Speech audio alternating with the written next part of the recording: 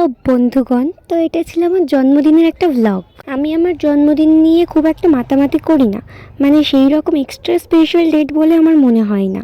তবে আমার লাইফে স্পেশাল কেউ একজন আছে যার কাছে এই দিনটা ইম্পর্টেন্ট। গত 2 বছর ধরে সে আমাকে স্পেশাল ফিল করিয়ে আসছে আমার জন্মদিনের দিন, আর এই বছরও তাই হলো। প্রথমে তো আমাকে একটা গোলাপ ফুল দিয়ে মনটা গার্ডেন গার্ডেন করে দিল, তারপর একটা চকলেট দিয়েছিল যেটা আমি জানতাম আমি পাবো। তো আমরা একটা অন্য জায়গাতে গেছিলাম, সেটা বন্ধ ছিল রেস্টুরেন্ট, তাই জন্য আমরা এখানে এসেছিলাম। এখানে আমরা বিরিয়ানি আর চিকেন কষা খেয়েছিলাম। আর ভাই, এই দোকানের লাইটগুলো তো একে অপরকে দেখে চোখ মারছিল। তো আমরা ওখান থেকে খাওয়া দাওয়া করে বারাইপুর চৌধুরী বাড়িতে এসেছিলাম। ওরা আমাকে এই ক্যান্ডিগুলো দিয়েছিল যেগুলো আমার খুব পছন্দের। তারপরে ওর দুজন বন্ধু এসেছিল কেক নিয়ে। Happy birthday to you, happy birthday to you.